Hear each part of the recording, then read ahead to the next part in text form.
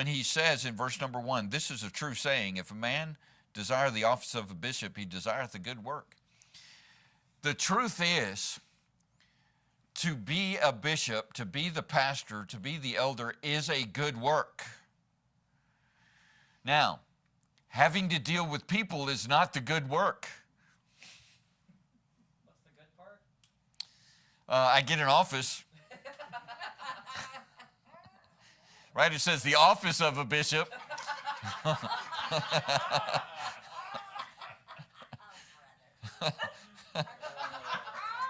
I'm just saying what it says. I'm just reading what it's. And so what we're going to be looking at are the requirements for a bishop, for a pastor. So if it ever comes down to it and you're looking for another pastor, whether I retire, whether the Lord moves me, whether I move on, I pass on, whatever that is, and you're here and you're in the position to be looking for another pastor, there are requirements that this man has to meet. All right? Did you notice what I said? Don't entertain a woman to be the pastor of a church. And we'll see why in the requirements. I mean, it's listed in the requirements why a woman can't be a pastor. Now, well, yeah, she has to be silent first. We just gone through that. And she can't usurp authority over the man, right? Because we just looked at that. But like I said, and we're going to look down through verse number 7. So tonight we're going to focus on the pastor. And then when we get back, after Richard is all done, when we come back, we're going to be looking at deacons. That'll be the second set of verses in this chapter. So first set of verses will deal with the pastor. The second set of verses will deal with the deacons. And I remember being in a church when we first came back from Spain. It was our first American church. And we were doing a study that went through this little New Testament. And so we had to buy the New Testament so that we could have the notes that the pastor had and follow him in the verses. Well, it came up in the lesson in our New Testament. The next lesson was the requirements of a bishop, and he skipped that chapter. He skipped that lesson. And so that was red flag number 1 that went off. And so, and I was joking this morning, I'm going to skip these verses and we'll just jump to the deacons because, that's what happens, them deacons. I can jump from women to deacons, and just, let them all have it. But let me explain what these requirements are. And so, like I said, if there comes a chance or a time when you're looking for a pastor, even if the Lord moves you and you go to another city and another church, what to look for in the church and in the pastor of that church. Look for these things. First of all, in verse number 2, he must be blameless. Now, if you look at the pastor of the church, and let's say he got busted in adultery, he is not blameless. That word blameless there means he doesn't have any handholds. All right, there's nothing that you can do that you can look at somebody and say, well, didn't you commit adultery in the past? Weren't you a convicted serial killer? Didn't you embezzle money out of your last church? That's what that word blameless means. It doesn't mean that he doesn't have any faults. Because there's no man on planet Earth. By the way, there's no man on planet Earth that can keep all of these requirements. But you better find one that can keep the majority of them. All right? Now, I'm not a serial killer. I didn't embezzle from our last church. I haven't committed adultery. You know how I know how you can know that I haven't committed adultery? Because I'm still alive. Right? Because I'm still alive. All right, and so the bishop must be blameless. And again, that means no handholds. There's nothing that people can grab onto and say, aren't you a, and be able to hold on to that. The next one, here's the disqualification for women. It's the husband of one wife. Okay? It's the husband of one wife. By the way, it's not husband of one wife at a time. Okay? It's the husband of one, it's a man and a woman for life. And so if you've been divorced and remarried, the only work that you cannot do in the church is be the pastor. You can do every single other job in the church except be a pastor. I'm sorry, you can't be a deacon either. We're going to see that on the next time. So the two things, you just can't be a pastor, you can't be a deacon. But you can do everything else in the church, and some people limit that. They're like, well, I can't do anything in the church because I'm divorced and remarried. No, you can teach Sunday school. You can teach in the men's meeting. You can teach in the ladies' meeting. You can teach in children's church. You can do everything in the church. We go back to what we find in the garden when God says, of every tree thou mayest freely eat, except the tree that's in the midst of the garden. And where did Adam and Eve hang out? Right there. And so in our churches today, so many people are fixated on this. Well, I'm divorced and remarried, and I can't do anything in the church. No. Move away from the one thing, right? Of every tree that's in the garden, thou mayest freely eat. Every ministry that's in the church, thou mayest freely do, except be the pastor or the deacon. All right? But again, just like Adam and Eve, we're right there at the tree, and we're like, well, I can't do anything in the church. What did I tell you about whining this morning? Yes. Do you guys remember my little thing about whining? You know, I'm gonna shoot you down. I don't know how many times I've taught in this church. If you're divorced and remarried, say, I'm sorry, don't do it again, move on. You can do anything in the church except my job.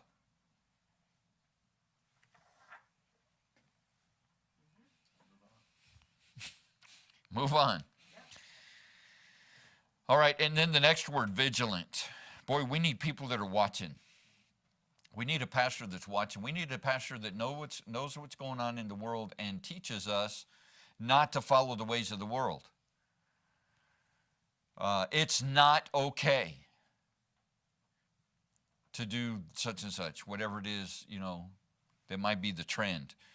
It's not okay to have a water slide in the middle of your worship service. Come on, it's immersion at the end. It's not okay to have a water slide in the middle of your worship service because God doesn't get glory from you sliding down a wet slide. No, that was a little exaggerated. But that's what a pastor's supposed to do. Anything that's weird that comes down the pipe, like this laughing revival that happened several years ago, that's dumb, right? God had nothing to do with that. The laughing revival, God had nothing to do with that. Some of the things that are going on in colleges now, God has nothing to do with that. It's totally fleshly. You know how I know? They're dancing in the aisles. Right? And a pastor needs to be vigilant. By the way, there's no such thing as a gospel dancer either. Come on. I've mentioned this. We had one come through our church years ago. Can I put on a performance with you? I'm a gospel dancer. Well, where do you find dancing in the Bible? All right? Now, somebody raise your hand and say, well, David did it before the ark. All right? Now, if you look at the Hebrew word there, that's not dancing like shake your booty. Right? He was jumping. That word just literally means to jump. He jumped with all of his might before the ark. That's what that Hebrew word literally means.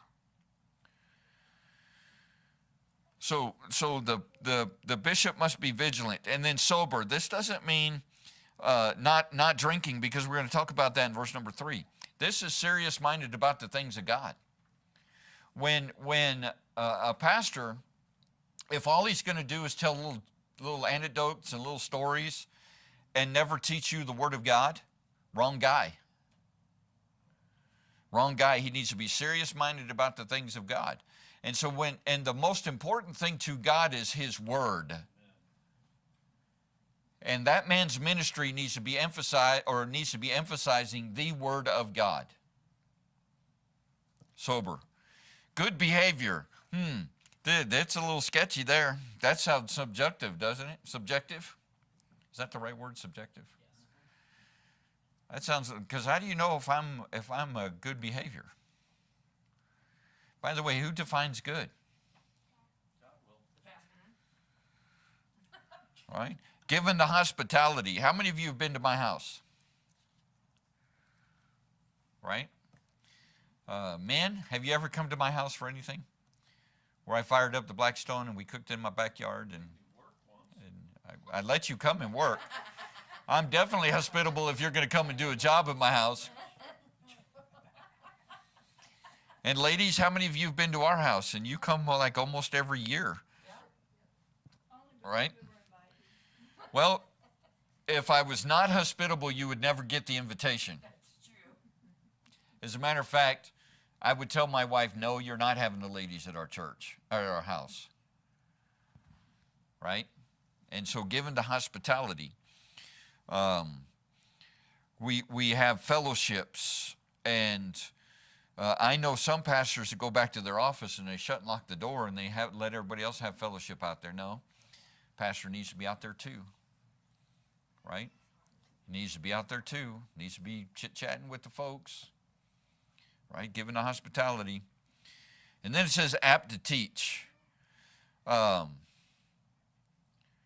If you know more than the pastor knows, you might want to find another pastor. We're waiting for the end of that. Right? You might want to find another pastor. Now, I told you why I'm going to school, right? So I can be smarter than you, because my job is to bring you up to my level, and then I need to learn more so that I can bring you up to a higher level. Right? And apt to teach. How many times have I said in the original language, this word literally means this? How many times in a message do I say things like that? Didn't I just say that? Didn't I just say that? The Hebrew word for dance is what? Jump, leap. Apt to teach. He needs to be able to teach. And then a couple of months ago, how many of you went through the Blue Letter Bible class? Right? What did we do in the Blue Letter Bible class? Right? Well, it taught you how to get into the original scripture, the original languages. Right? So apt to teach. Again, if the guy's just a storyteller and you know more than he knows, then find somebody else. You need to be learning. All right? Verse number 3, not given to wine. That structure is kind of interesting. It means don't go to wine. It means don't go to it. Just don't.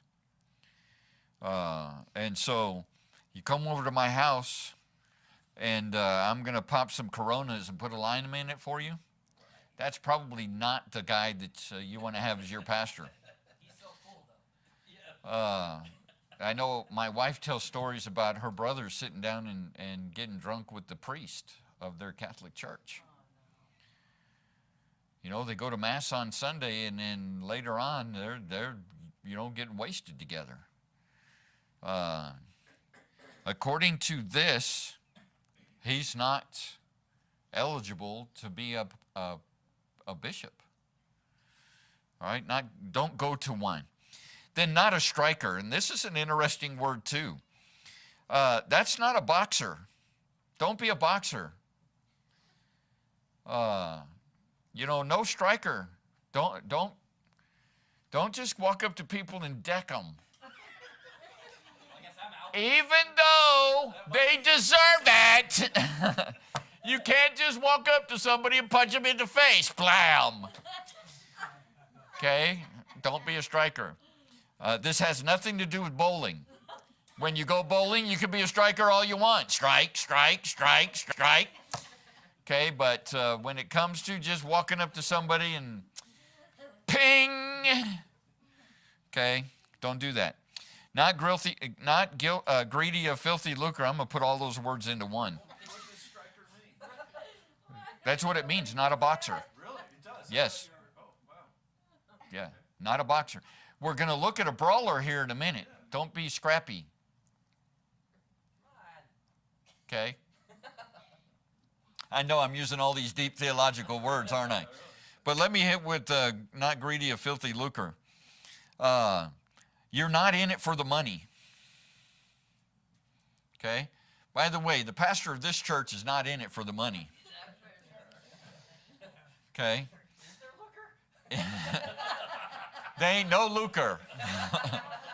All right? Filthy or clean, they ain't none. There's no lucre here. And so, if I was in it for the, I'll just use these terms, if I was in it for the filthy lucre, I wouldn't be at this church. I would be at a bigger church. And by the way, I'd also be embezzling. And probably teaching a whole lot differently, too. Oh, there'd be a whole lot of anecdotes, a whole lot of little stories. Let me tell you about this time. And I'd have my little coffee table, you know, with my little cafe stool and my little carafe of coffee. My vanilla latte with soy milk and matcha on it.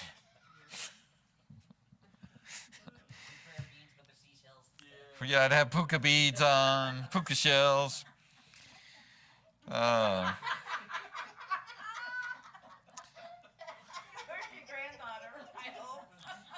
Do you even know what a puka shell is? Nope. So, when Papa was your age, he would wear a puka shell necklace because he lived in California and he had long blonde hair. Gosh, I'm glad I grew up in Missouri. Right? But I'm just saying, if I was in it for the money, I wouldn't be here. I'd be in some big Southern Baptist church. I'd be in some non-denominational church. I would take the name Baptist off of ours. We'd be the old Pueblo Fellowship, right? The old Pueblo Party Boat, There you go. old Pueblo Entertainment Center. That's what we would be, and I could fill this room in a heartbeat. In one Sunday, I could change from this to a full house if I was in it for the money. So, not greedy of filthy lucre. You can obviously, the pastor of this church, although there was that one time when the benefits package of this church was pretty awesome. 100 grand a year, 30 days paid vacation. He had a health benefit package. Hey, you didn't apply, buddy. I did. I sent my resume in. I want to be the pastor of that church, right? Not this church. But that church was not this church. I think benefits are filthy. And then it says, but patient. Okay, and I think this goes along with apt to teach. Why aren't you at my level yet? Does that sound patient? No. How come I have to say it again and again and again and again? Does that sound patient? No. You weren't like that with us, or we would have left. Didn't I just get done saying that? I've said that once or twice. My breath is not even warm in the air. It hasn't even cooled in the air. And you ask me, well, what about such and such?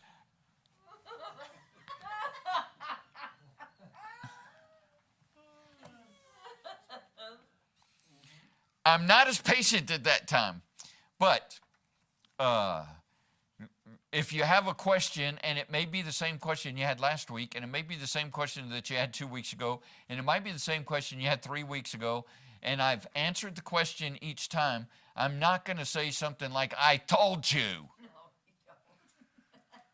Don't look at me. Okay? I'm looking at you so I don't look at David. Or me, This only applies to or church, the not three of us parenting, over right? here, our class. All right, so... That's a lot. So, but patient. Now, you know, that Lauren brings up a good point. I only banged my head 3 or 4 times in our discipleship class. We tried hard to get it to But patient is really that. It's long suffering. Need to realize that the bishop needs to realize that the sheep have not studied as much as he has or supposed to have. And so he can't just go, how many times do I have to tell you? Right? What did the Lord say? Yeah, really. What did the Lord say? Come here. Sometimes he did say, and sometimes the Lord got a little short. Right? Yeah. Oh, ye of little faith. Yeah. Right? Wherefore why did you sink, Peter? Yeah. Oh, ye of little faith. Sometimes he got the holy perturbed. Right? The sinless perturbed. I haven't reached that yet. Sometimes I just get perturbed. I'm like, come on. All right, but that patient. Now, not a brawler. This is scrapping. All right, don't go out looking. Now, a striker's a boxer. Don't just walk up to somebody, deck them. The brawler here is the scrappy guy that just wants to get in all kinds of brawls. He's walking down the street looking for somebody to fight with. Okay? So again, it's got that idea of being scrappy. Then not covetous. He shouldn't be looking at other women in the church saying, ooh, and he shouldn't be looking at other people's cars that pull up into the parking lot and say, ooh, you know, he shouldn't be coveting other people's things. By the way, isn't that one of the big 10? Yep. Thou shalt not covet thy neighbor's. And then there's a whole bunch of stuff, right? A whole bunch, all this stuff. Yeah, your cow. Yeah, okay. So don't be covetous. All right, verse number 4. Now look at verses 4 and 5. So you've noticed in verse number 2, there were several requirements. Verse number 3, there were several requirements. But then we hit verses 4 and 5. And both of those verses deal with one requirement. It says this, one that ruleth well his own house, having his children in subjection with all gravity. For if a man know not how to rule his own house, how shall he take care of the church of God? And so the Lord takes 2 verses on one point. If your pastor can't have his house in order, he can't have the church of God in order. Right? So if his woman is in chapter number 2 and verse number 11 and 12 and 13 and 14 and 15, and the pastor can't get his wife under control, then how is he going to affect any other woman in the church about self-control?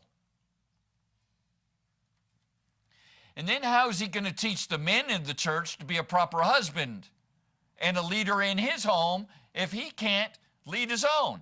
By the way, that's called a handle. So he's not blameless anymore. By the way, we're going to get into, Ephesians chapter 5, aren't we? We have relationships in Ephesians chapter 5, and if I look at you and I point the finger and I say, husbands, love your wives, and I don't, that's a handle. And you know that I don't, because my handle is womanizer. Right? If I don't have my my wife under control, if I don't rule my own home right, I'm the husband, I'm the head. She's the wife, she's the neck that turns the head.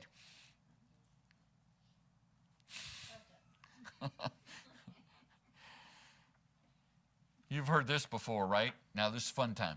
You've heard this, right? I wear the pants in my family, but she chooses which ones I wear.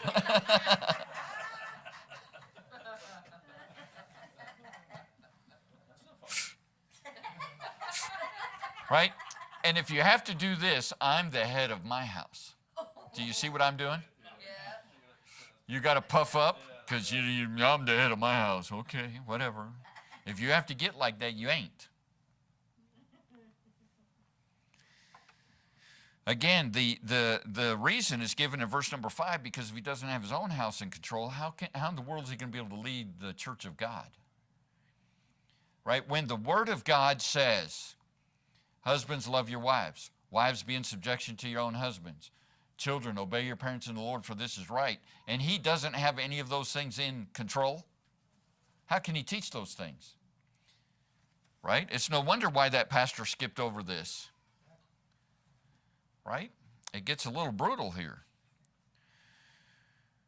And by the way, this ruling your own house, and when we get into Ephesians chapter 5 and talking about wives, submit to your own husbands and be in subjection, it's not you got your thumb over the top of their head and you're squishing them like a bug. No. You totally missed the whole reason why you have a wife. She's your helpmeet. She's your completer. There's some things a woman understands that you'll never understand, and you need that perspective. But at the end of the day, you're the one that makes the decision. Right? And so we're going to get into that, but it's the same thing in the pastor's house, in the bishop's house. He needs to have his house in control, because if he doesn't have that in control, how's he going to be able to lead the church properly? Right? That's how you get committee-run churches. That's how you get deacon-run churches. That's how you get woman-run churches. That's how you get children-run churches. That's how you get, all of those different things. Right? And not bragging. I'm not saying this to brag, but if you want to try to lead this church, you're going to hit a brick wall. Right? And the brick wall is me. I'm going to be the brick wall. Now, if the Lord moves me, then I'm moving. But if it's because you, how can I be nice?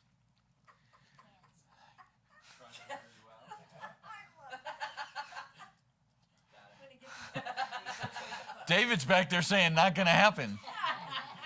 Right? There's a brick wall. So if you're trying to coerce me into doing something, well, Pastor, my other church, we used to do this. Well, I'm sorry, you're not in your other church. Show me that in the Bible, and I'll consider it.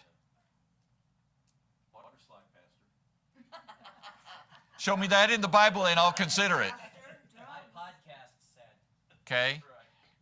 YouTube, the guy I listened to on YouTube said, well, show me in the Bible.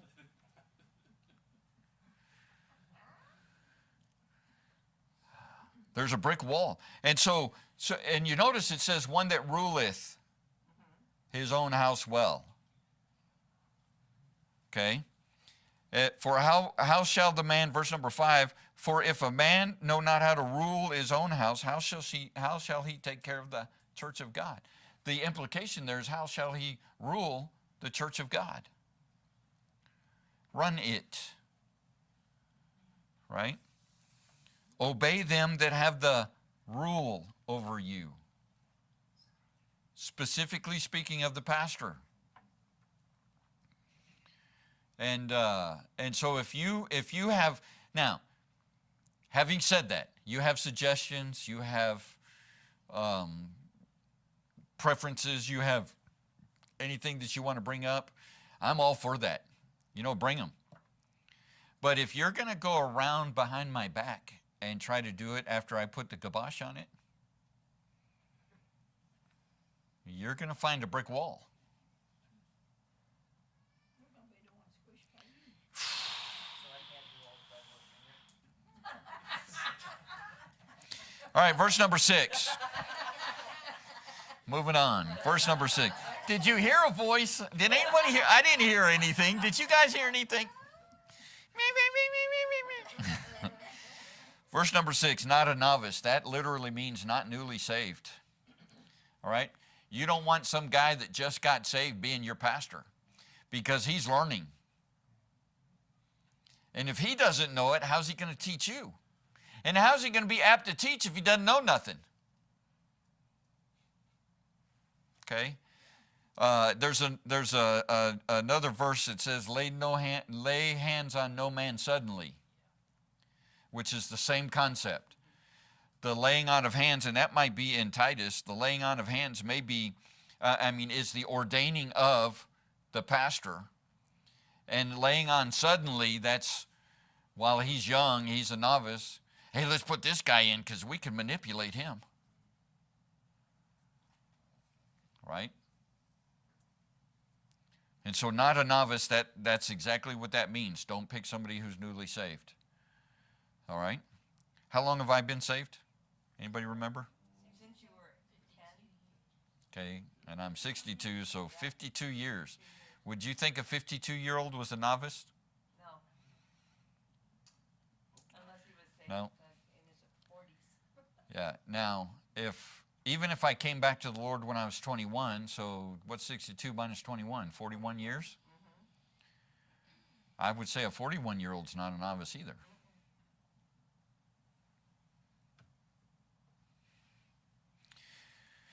And here's the reason why in verse number 6, lest being lifted up with pride, he fall into condemnation of the devil. Boy, you get somebody in there young and he's puffed up. I'm the pastor of the church. You will obey me. Right? This is how we're going to do it. It's my way or the highway. All right? Now, when you're 41 years old, you can say that. It's my way or the highway, and I've got stuff to back it up. Right? Now, you can suggest. But at the end of the day, after consulting the Word of God and after praying about it, just to kind of make a fine point, it's my way or the highway. Right? Because, Lord willing, your pastor is being led by Jesus Christ because he's the head of the church. Right? And I'm the under shepherd. And so the prayer is that this guy is being led by this one. And so if this one is leading it according to him, who is it really that you have a problem with? Not me.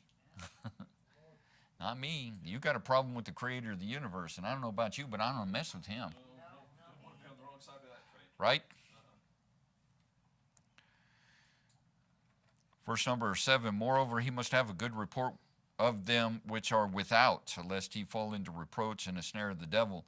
That means I have to have a good testimony with the people that are unsaved. And not so much here do we have a problem with this. Now, would I have a good testimony if I had a beer stand right outside? Let's say I put a taco stand out there. I had my Blackstone, and I had a little wrap on my Blackstone that had Corona on it. And I would sell tacos, and then I would sell beer in an ice chest on the side right in front of the church property. And people would come by, hey, how come you're right here? Well, I'm the pastor of this church. What kind of testimony do you think I'd have with those that are without? Okay? I'll have the best tacos, but it won't be nothing to draw people to God. This is one of my prayer requests with the finances of the church. We owe money to bill collectors. Right? We pay rent, we pay electricity, we pay internet, we pay the alarm. We pay phones. All right, so there's at least 5 right there. And if we decide not to pay any of those, all of a sudden, what happens to the name of Old Pueblo Baptist Church? Right? That's what this verse is talking about. So that's why we're having prayer meetings about the church's finances, the church growth, revival. Well, that church is on fire, man. I go into there and I can feel the Spirit. That's somebody coming in from without. right? We have first-time visitors. They come into the church. Oh, I don't like that place because they're not ever friendly. Nobody ever says hello. Nobody ever shakes my hand. You have a bad testimony with those that are without. Right? We need to be careful. It's not just us and paying the bills. It encompasses everything. I don't know how many places we've gone, and we introduce, and it comes up. I'm pastor of the church, and they always ask, "Well, what church?" And I'll say, "Oh, Pueblo Baptist," and they'll say, "Oh, I've heard of that church." You know why they heard of the church? We've put out probably 100,000 pieces of literature, 200,000 pieces of literature over 16 years. Our name's out there, and our name should be associated with the Word of God. I've heard of that church. Well, if you're on the southeast side, I certainly hope you've heard of our church. I hope you got a literature on your door or in your mailbox or something. You looked at it, you read the name of it, and you threw it in the trash. But you know what? You read the name of it. That's what this is talking about, having a good report with those that are without. We need to have a good testimony as Old Pueblo Baptist. Oh, that church. If you ever get that reaction, oh, that church. Whoa, wait a second. What do you mean by that? Well, your pastor preaches the Bible. Okay, then I'm good with that. Right? Like that's a bad thing, right? Oh, he's probably a hellfire and brimstone preacher. Well, yeah. He also preaches on money, and he also preaches on how to love each other, and he also teaches on be tenderhearted. You know how I know that? He just preached on it this morning. So if it's in the Bible, he preaches on it. So your problem's not, it's not the problem with the church there. That's not a bad testimony on the church. So ask them why. Well, why do you have that feeling about that church? Well, I heard about it, Your pastor walks around and decks people. Okay, well, let's see. When was the last time I hit somebody right square in the nose? Never. When have I ever shot somebody in the face? I mean, with a real gun. Now, with a Nerf gun, with a Nerf gun, you've got it with the pellet. And I didn't shoot for your face. I tried to hit you in center mass. I remember paintball being... Paintball down in Mexico, I did shoot a missionary right in the face. You don't have any aim with those things. That ball was going like this, and was going like this, going like this. And finally, I got that thing dialed in. And the man's name was Javier, and he was a pastor. He was a Mexican missionary to the Indian tribes, and I hit him right square in the face mask.